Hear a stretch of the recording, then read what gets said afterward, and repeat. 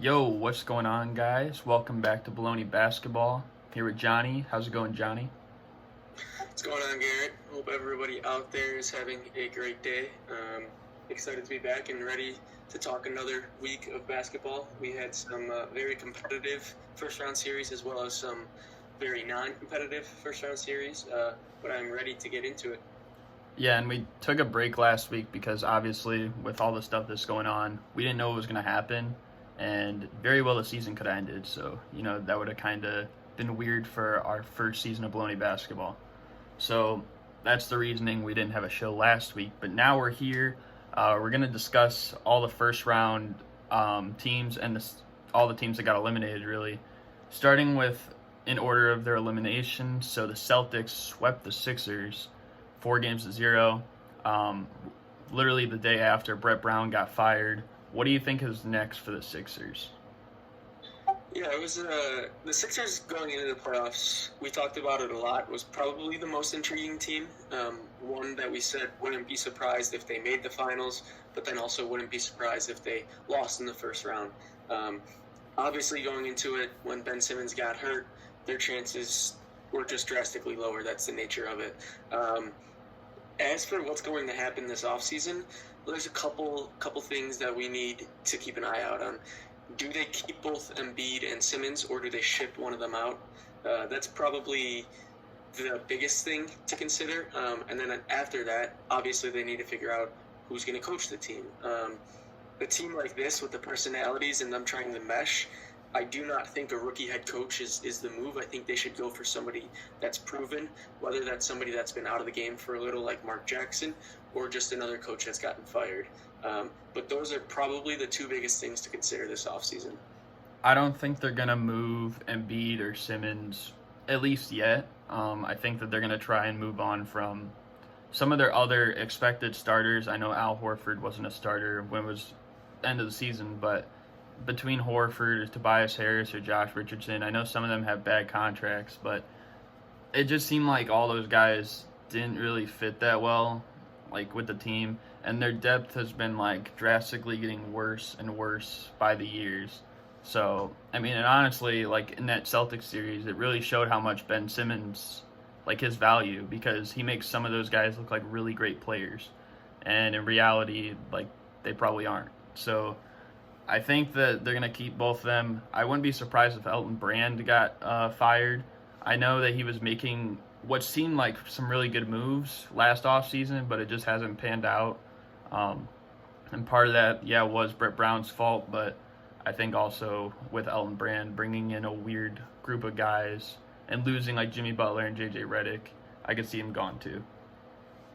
Yep, to touch on a couple of those bad contracts you're talking about, those are held by Tobias Harris and Al Horford. When the team was brought together, everybody was blown away by the starting five, all the talent they had. But you could tell early on that they just didn't mesh. There wasn't enough spacing on the floor. You could see because Simmons still wasn't really shooting threes. Horford and Embiid can shoot threes, but as a defender, you're more than willing to give him the three. And then Josh Richardson is probably right at average. So really, Tobias Harris is the only good 3-point shooter out of that group. So that was kind of an alarming thing. And then the other thing that you kind of said was the defense was kind of exploited. Ben Simmons is probably a top 5 defender in the league, or should have at least been top 5 in Defensive Player of the Year. Him not being there against the Celtics was just huge because he probably would have guarded Jason Tatum, and that would have made a big difference. So I could certainly see them not trading either Embiid or Simmons and trying to give a new coach another opportunity. But I think that there's a good chance that we see one of those two shipped out. Yeah, and I won't really add much, but like the whole point of this team was, size and defense. Like that's what people saw in the whole starting lineup. I mean, except Tobias Harris isn't really a great defender, but that's what they saw, and they were still like pretty underwhelming in those categories too. They weren't really using that to their advantage. So I think changes are going to be made this offseason for sure. But they weren't the only team getting swept in the first round. In fact, there were 3 total, all in the East. The next one though was the Brooklyn Nets. They got swept by the Raptors. I think everyone expected them to lose in a pretty quick fashion too. But I mean, next year they're going to have KD and Kyrie. And also, just today, it was announced that they're hiring Steve Nash as pretty much the replacement for Kenny Atkinson. So, what do you think about that? Yeah, I think it's a perplexing move. Once again, it's another team where I don't think you want to bring in a rookie head coach. It's a team that has two proven superstars, two players that have won championships before. I don't think that they need to reinvent the wheel here. I think they just should have brought in a Mark Jackson or waited to see if Popovich wanted to move on from San Antonio, or wait to see if D'Antoni gets fired or doesn't get brought back by the Rockets. So I'm not so sure I agree with the hiring of Steve Nash, but I think the outlook on the team is still certainly trending upwards. You're getting your two best players back next season. They could have put together a starting five from all the players that just didn't go to the bubble, whether that was injuries or just health concerns. So the team certainly has talent. I don't expect a big move to be made this offseason, but like all championship contenders, it's going to be smaller moves for veterans or pieces here and there to fit in. So it should be interesting to see what they do. I think they could probably use a little more shooting. So we'll see if maybe they add a veteran wing who is a good three-point shooter. I actually think the Steve Nash hiring could be really good. I mean, as we know, Steve Nash, he's one of the highest IQ and most selfless stars that we've seen in NBA history. And I mean, I think he could really rub off good on Kyrie because, I mean, we've seen Kyrie before, like it or not. He's had like a bit of an egotistical mindset sometimes, like his last few games with the Celtics. So I think in that sense, it could be very good and benefit the team in almost like Kyrie and KD. Like KD could be the Amari Stoudemire to Kyrie being like the Steve Nash, basically throwing back to their Suns days or something like that. They have depth. They have Karis LeVert. They have Spencer Dinwiddie. They're just a really good team. And I think that next year they're going to be competing. I think, honestly, this year, if they were fully healthy, could have won a championship. And who knows what else they're going to add. I know the bubble nets, is what people would say, exceeded expectations. And I don't know. I'm really excited for this team next year. Yeah, they have firepower. They have superstars. They have two of the most electric scorers, not only in the game today, but in the game that we've ever seen. So they're not short on talent. It's just a matter of cohesion, right? Because the majority of this group has never played a game together. We didn't see KD all year. We saw a scattered Kyrie. Karis LeVert was injured at times. Dinwiddie was sitting out. DeAndre Jordan wasn't always playing.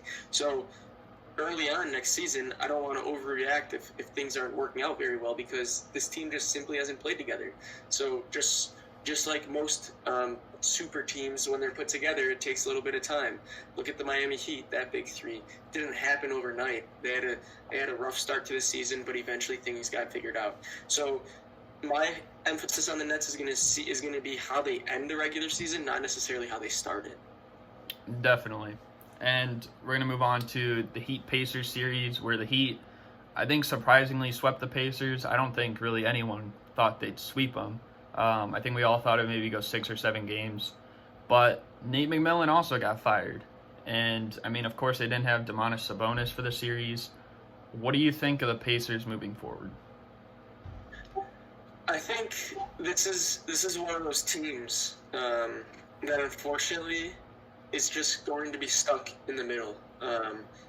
They have talent, but they just don't have the top-end talent to compete with the best of the best. The injury to Sabonis obviously proved to be huge during the bubble, during the postseason.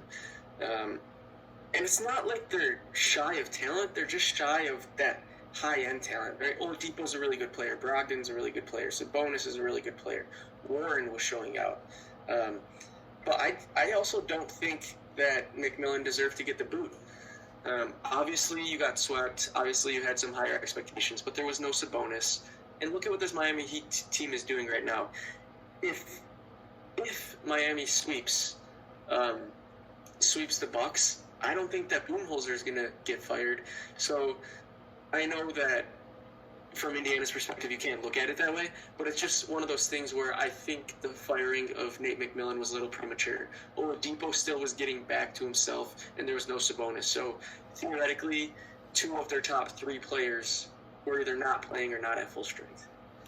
Yeah, I think the thing with the Pacers is, I mean, they've kind of just been inconsistent with being healthy. I mean, Brogdon was in and out, Oladipo was in and out, both Turner and Sabonis, but just as players too. I mean, we don't know if Victor Oladipo's ever going to fully get back to what he used to be. I know he had a few good games in this series, but I mean, I'm still skeptical if he'll ever be the same Victor Oladipo. Malcolm Brogdon's had some good games playing off the ball, and then when he has the ball in his hands as the point guard, which that's what we kind of think he is, sometimes he struggles shooting the ball.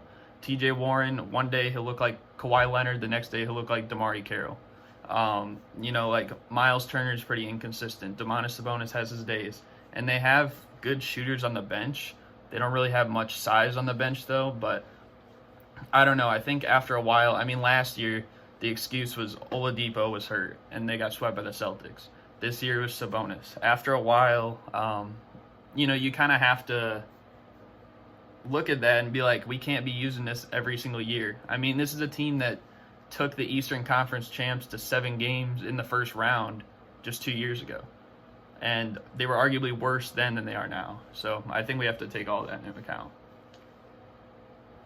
So they added both.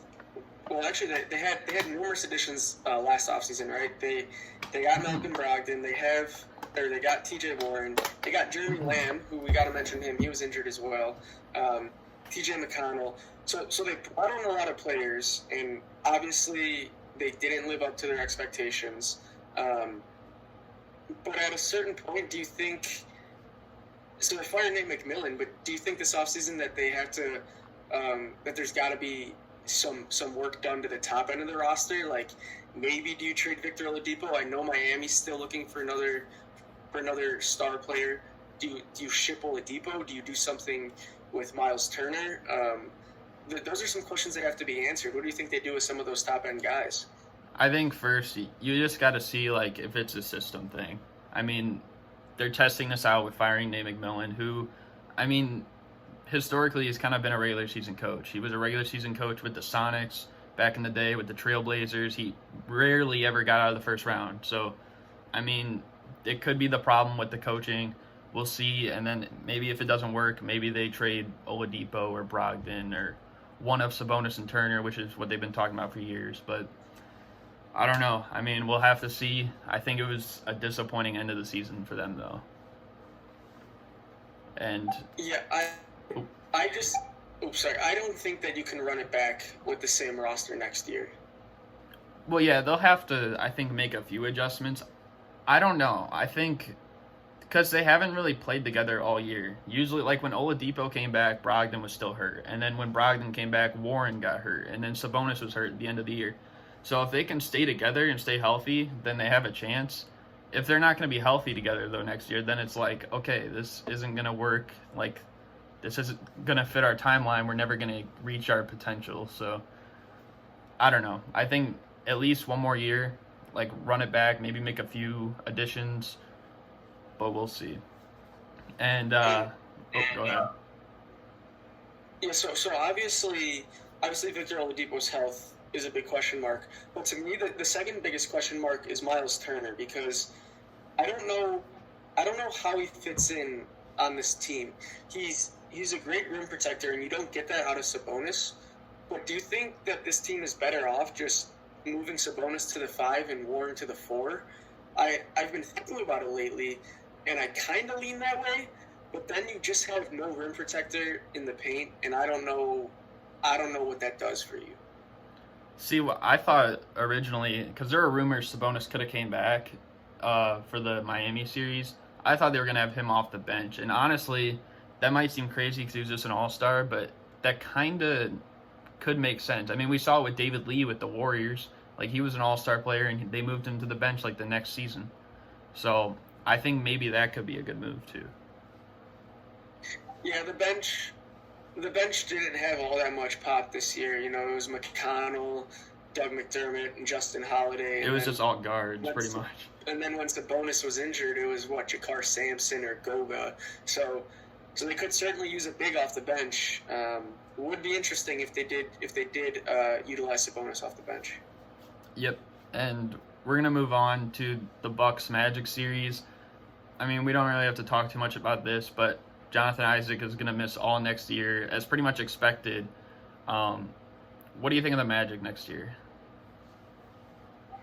Yeah, this is going to be probably a rough year for the Magic, right? You have no Jonathan Isaac. On the bright side, Markelle Fultz looked good in the bubble. So he's going to be the point guard moving forward. DJ Augustine is still DJ Augustine. I think the wild card this offseason is going to be Aaron Gordon. They've talked a long time about maybe moving Aaron Gordon out, so is this the year, is this the offseason that they finally decide to ship Aaron Gordon out?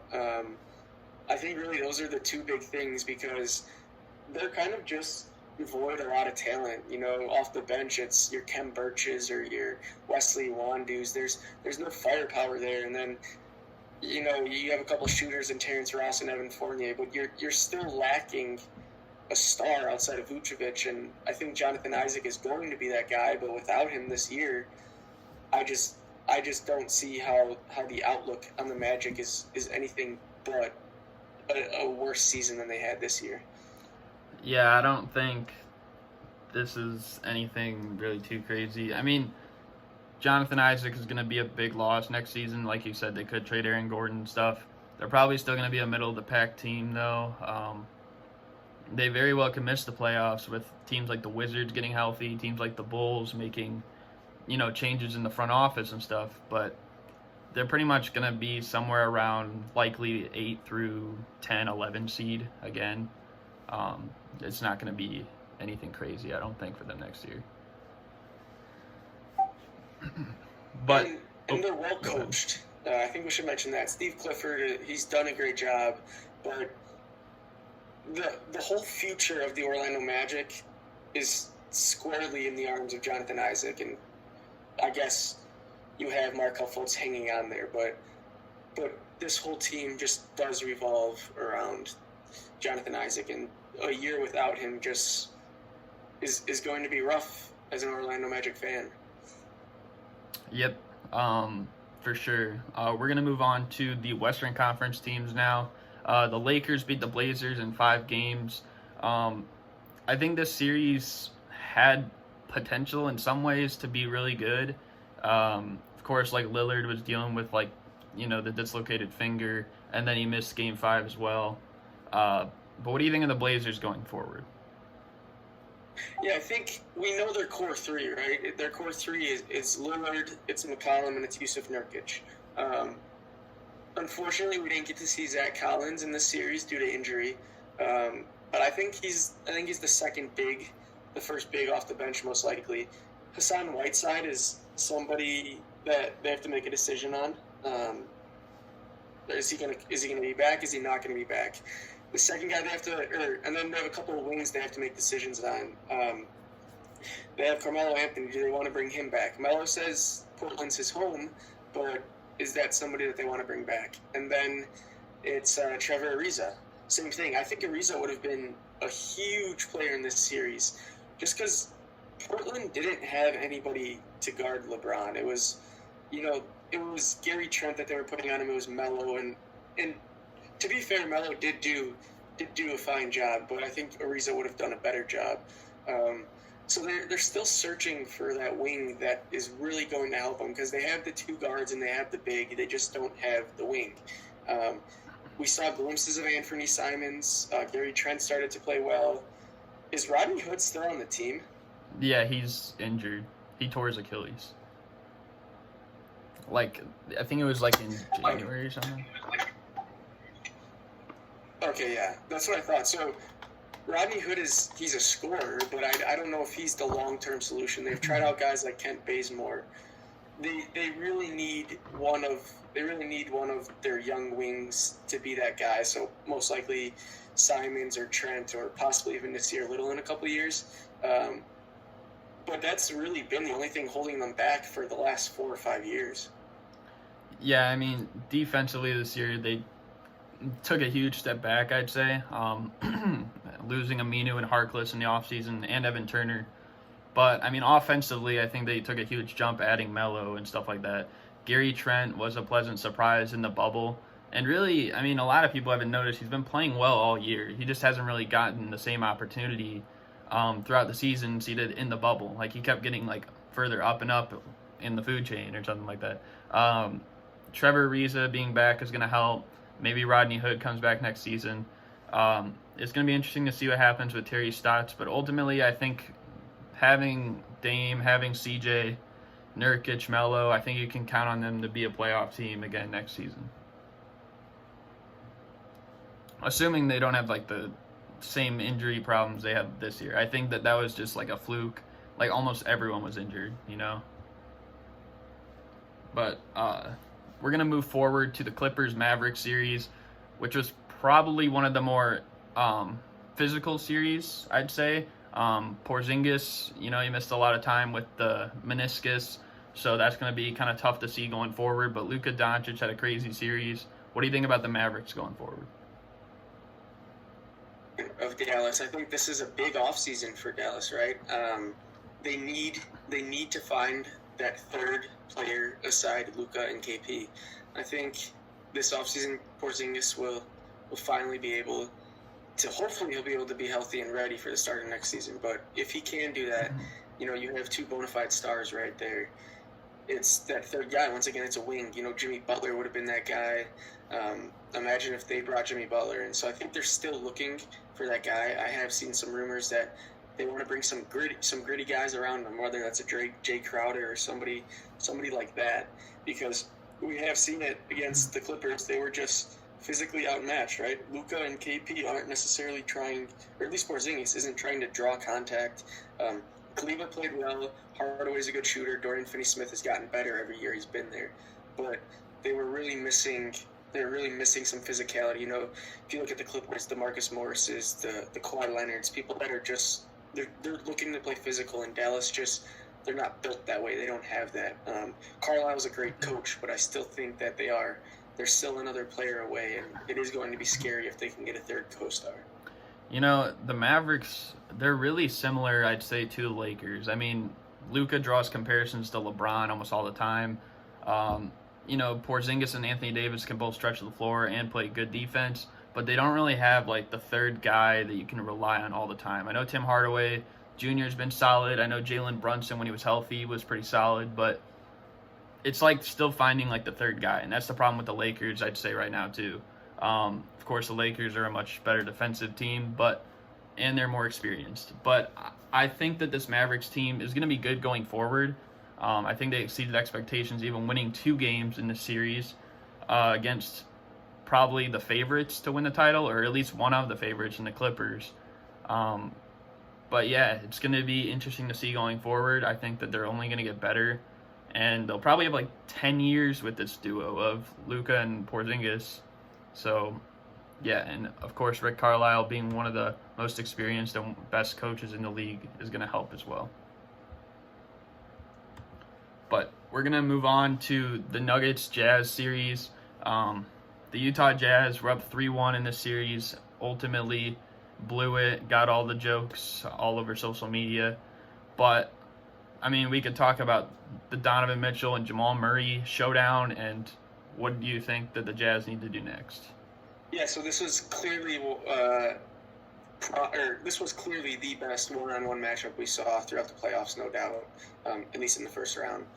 Mitchell and Murray were just going back and forth, whether it was your 50-point games for Mitchell or your 50-point games for Murray. It was a roller coaster. You know, Denver wins the first game. They're up big. Utah comes back, but they can't finish it. So Denver's up 1-0. Then Utah rattles off 3 straight wins, and then before you know it, Denver does the same thing, wins in 7 games. That last game was nothing but a defensive battle. And for Utah, you know, we saw the rumor that Donovan Mitchell will sign a max contract. as soon as he's able to. So it looks like he's going to stay with the Jazz. So you still have your building blocks in him and Rudy Gobert.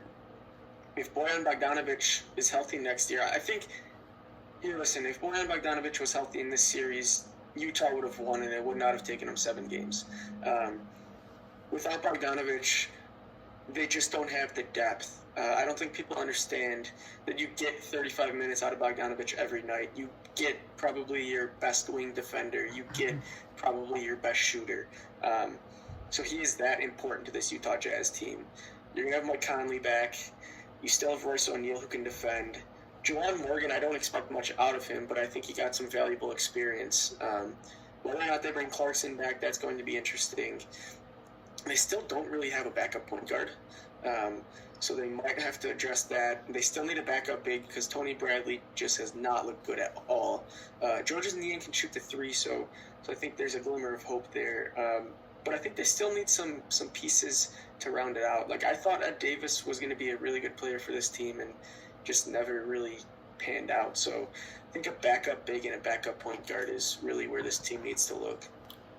Yeah, I think the Jazz are one of the teams where it's like you could look at every single big player individually and be like, without him, like, we're missing something. Like, without Mike Conley, they have no one to, take some of the ball handling responsibilities from Donovan Mitchell. Without Donovan Mitchell, what's their offense? Like, without Bojan Bogdanovic, they don't have another lethal scorer, and then they can just double in on Mitchell. Without Rudy Gobert, their defense takes a hit. So it's like all these guys, without just one of them, like, and I guess that's kind of a thing with the Pacers too.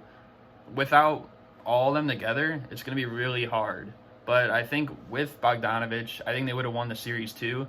Personally, I think that with Bogdanovic, like, if they're fully healthy, they're probably a top 5 team in the NBA, and they're probably a top 3 team in the West, at least in my opinion. So I think that they're fine. I think that, they're probably just going to run it back, of course.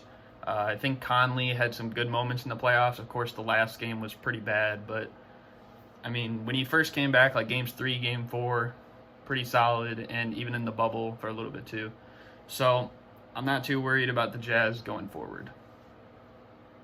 Yeah, I'm not either. Just that game 7, I know Donovan Mitchell was checking Jamal Murray at the end of the game and playing great defense, but I still just don't understand why he didn't have the ball in his hands at the end of the game. Those last, 5 or 6 possessions, it was Mike Conley bringing it up, and Mitchell just wasn't even going to get the ball. I know he was exerting himself on defense, but you still have to be the one taking those shots near the end of the game. Like, I would much rather have a Donovan Mitchell pull-up jumper than a Mike Conley, Rudy Gobert pick and roll that really wasn't doing much all game.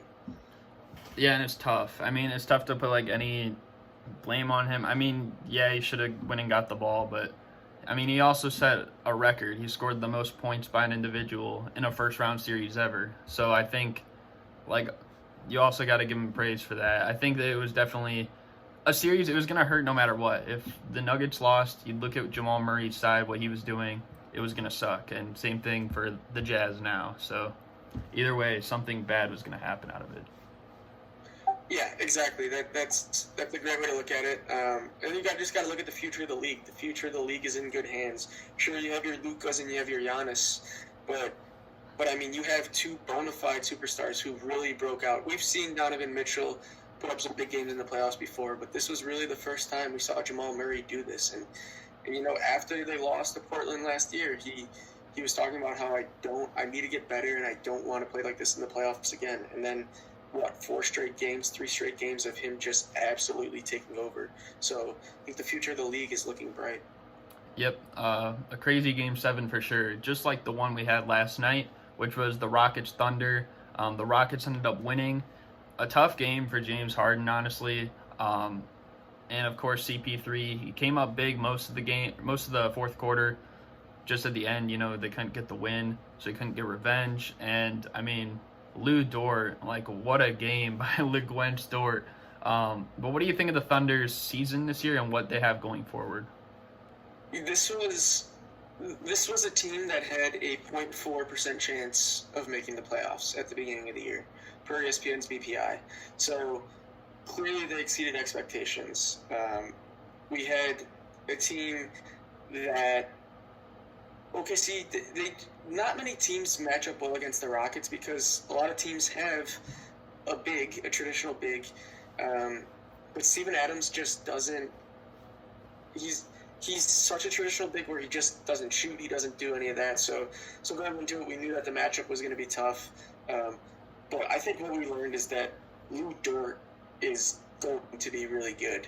If Lou Dort can just become an average three-point shooter, he is going to be very, very good because that's probably the best defense I've seen played on James Harden.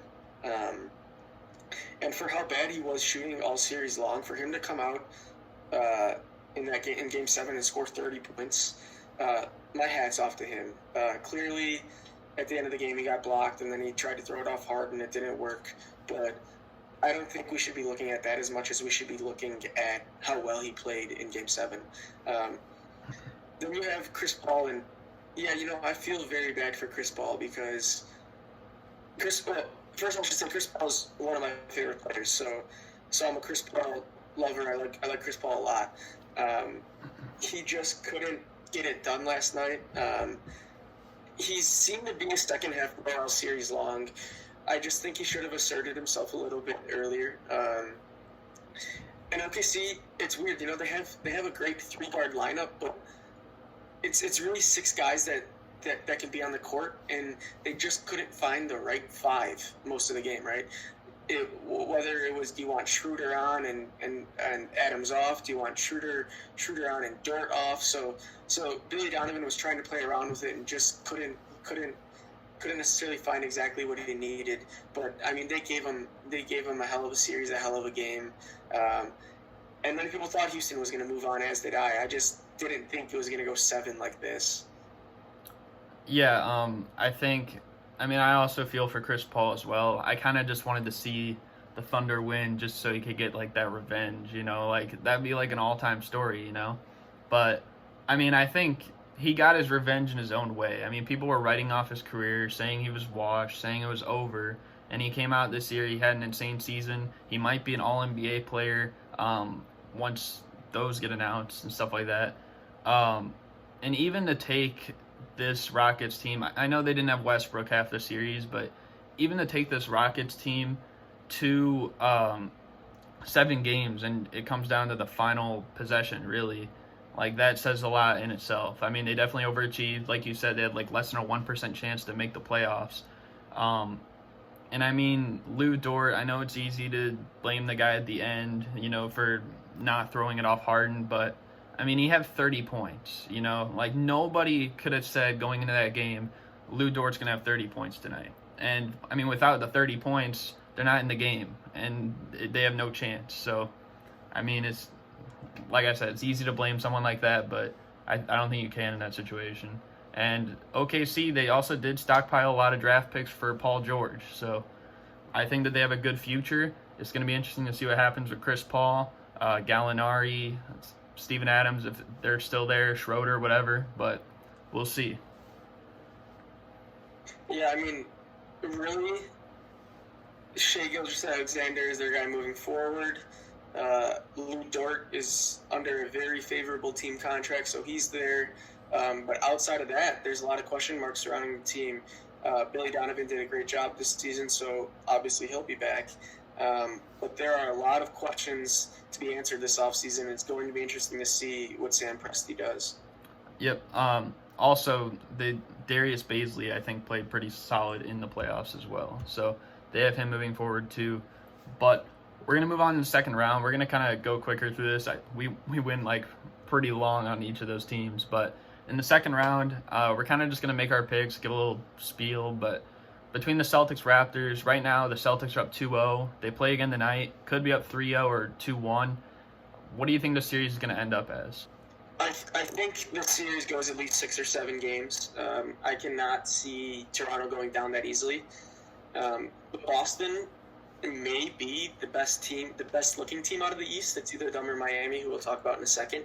So I think Boston moves on. I'm going to say Boston in 6.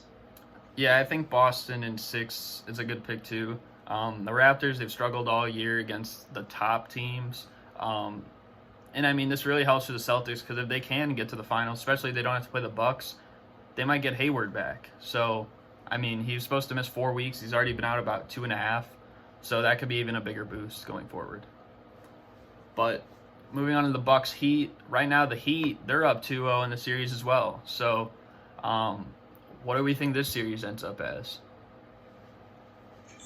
Same thing. It's one of those that is so hard to predict. Obviously, a lot of questionable calls in that game too. I think this series ends up going 7, and I will take Miami in 7. Actually, it's either them or Toronto for best coach team. Eric Spoelstra has done a great job. Bam Adebayo is so underrated. I'm going to go Miami in 7. I think it'll go 7 as well. I think the Bucks, the way the first 2 games went, especially the ending of Game 2, I think that you'd almost think they have to win Game 3, and if they don't, then like that's just a really bad look. But in a 7-game series, it's really tough. I'm probably gonna go with the Bucks, but I'm skeptical. I mean, like the Heat are a really good team. They just had 7 guys the other day score 10 points, and Jimmy Butler didn't even have to have a crazy game.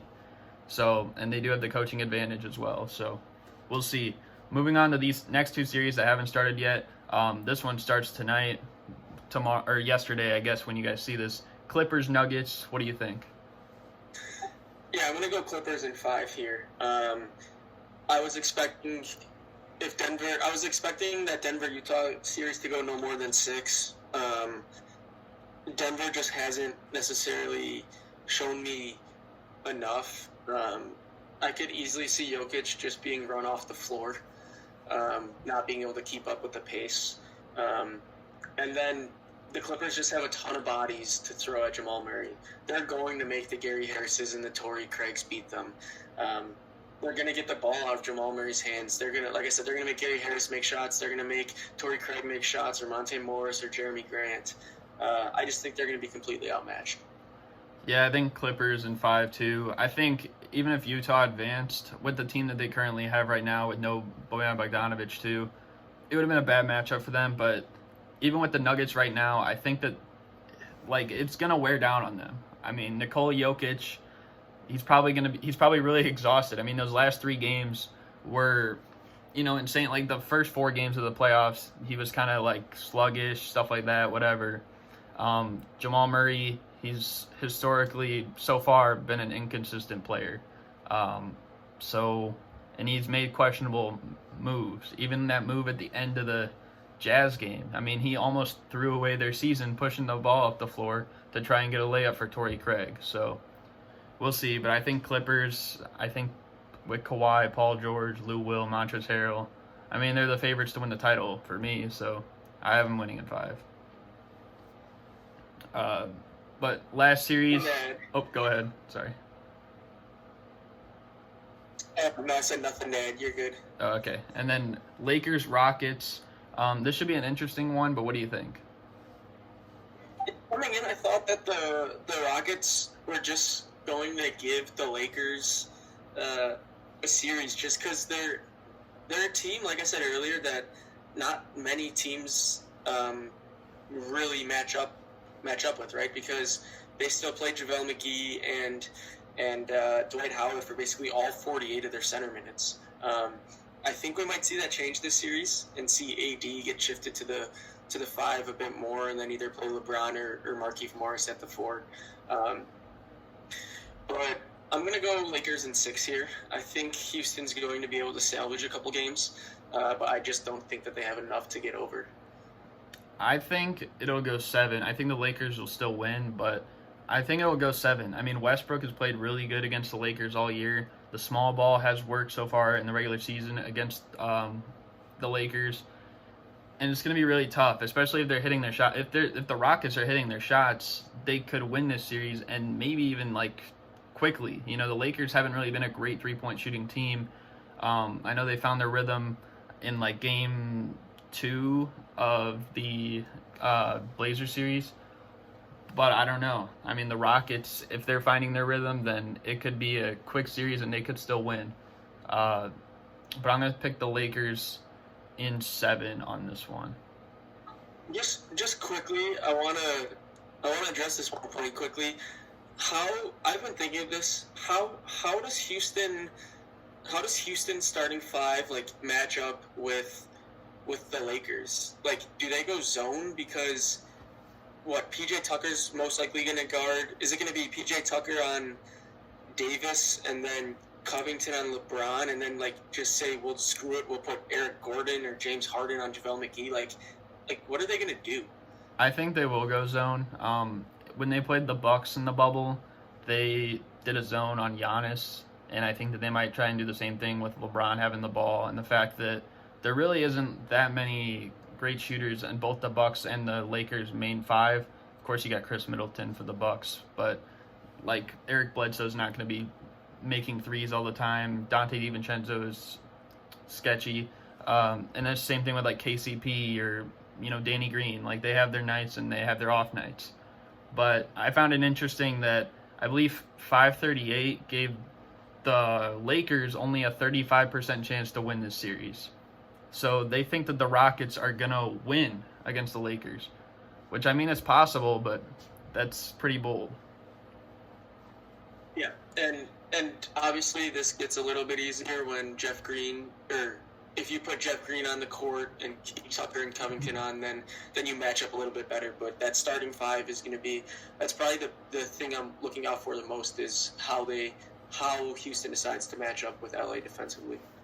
Yep, it'll be arguably the most entertaining matchup of the second round, but we've already had some good ones so far. So moving into the last topic, this is going to be pretty quick. The draft lottery, as we know, happened. Timberwolves got the first pick. We got the Warriors, Hornets, Bulls, Cavs. Like, those are the next few teams. But what do we think about where some of the top prospects will go? Yeah, so looking through, I'm a believer in Anthony Edwards, that he's the best player in the draft. So if Minnesota keeps their pick, to me it's Anthony Edwards. If I'm Golden State, given the age of Curry and Thompson and Draymond, I think their window is obviously closing with every given day. So if I'm them, I package some sort of deal, whether it's Jordan Poole or it's Wiggins or it's Pascal and this pick, and go out and get a fourth, not necessarily star, but a guy that can be the fourth best player on a championship team. And it very well could be Andrew Wiggins, but I don't think that he's the guy that meshes best. So I don't think Golden State keeps this pick. Charlotte, they really could just use just about anything. So it's going to be LaMelo or Wiseman, whichever one doesn't get taken. I'm assuming they would take. And then if you're the Bulls, that fourth best player, is it Obi Toppin or is it Denny Avdija from Israel? I think that's going to be up to each scout is probably going to have a different answer, because I don't think there's necessarily a clear-cut favorite. With Obi Toppin, he was a sophomore, so he has a couple of years in college. He doesn't necessarily have not that he doesn't have the potential, but he is already a year older than these freshmen that are coming in. So that's just something else to consider. But I don't see a very deep draft, so I expect to see a lot of these teams trade down if possible. Yeah, I agree with what you said on Anthony Edwards being the first pick now. It just makes the most sense for the Timberwolves. I mean, why would they pick Wiseman when they have Towns? Why would they pick LaMelo when they have, they just got D'Lo, and they also have Malik Beasley, unless D'Lo is going to get traded again in the spot of another Ball brother, which would be kind of crazy. But I don't think they'll do that, because, D'Lo is close with Towns and stuff like that. So the Warriors very well could package the pick. I think if they end up picking, I think Wiseman's really the only thing that makes sense, because they don't really have like a true center. But I could very well see him moving the pick. The Hornets, like you said, need just about anything. I know Devontae Graham averaged like over 7 assists this year, but I don't know if that's the guy that they want running the offense. And I think LaMelo Ball could help them a lot in that spot. So I think that they'd likely pick LaMelo if he's still available. The Bulls, of course, we have Obi Toppin, Denny, all that stuff. I know Obi's more of a 4, and they kind of need a 3. But I don't know. I personally see Obi as a potential Carmelo Anthony type of player if it all pans out. So maybe sliding into the 3 could work. I know he's a strong body, but we'll see. And then like the Cavs, they need just about anything. I mean, they're bigs. Kevin Love, Andre Drummond, very well could get traded soon. So maybe picking like Onika, Okongwu could be a good pick. But they just need anything, really. I mean, they're kind of a question mark, really. Yeah, and a couple notes that I have as well are I've been very vocal that I'm not high on James Wiseman. I don't think he's going to pan out, so I don't think that the Warriors should pick him, and I don't think that he should be a top 2 pick. And then the Bulls, so basically any team that would land that number 4 pick, in this case it's the Bulls, I think you should just trade down because while I'm not high on Wiseman, I think there's just a clear drop-off after the first 3, being LaMelo, Anthony Edwards, and James Wiseman. So I think getting in that 4 pick is like a gray area where I'd rather trade down and get 2 first-round picks as opposed to picking at 4. Yeah, I think we can agree this is the most like disappointment like going into a draft since like 2013. And I mean that draft still turned out solid with like Giannis, CJ McCollum, Oladipo, Gobert. But I don't know if this draft will even be that good. I think this is going to be a mediocre one at best. It doesn't really compare to the recent ones, but I guess we'll see. That's pretty much going to do it for the show, though. Hope you guys enjoyed. You have anything else to say at the end, Johnny? No, I was just gonna say, with most drafts, you get that one guy late lottery or even late first round that you didn't expect to be a star that ends up becoming a star. But even it's not very top heavy. Well, I guess it is top heavy in the fact that it falls off pretty quickly. But I just don't think that the guys up top are necessarily transcendent outside of Anthony Edwards. So that is why I do think it is a weaker draft. Yep, and I mean, I guess only time will tell. I mean, not everybody can see everything 5 years in the future, or else, every top pick will be picked in order. But hope you guys enjoy. Thank you guys for watching, and we're out. Peace. Peace.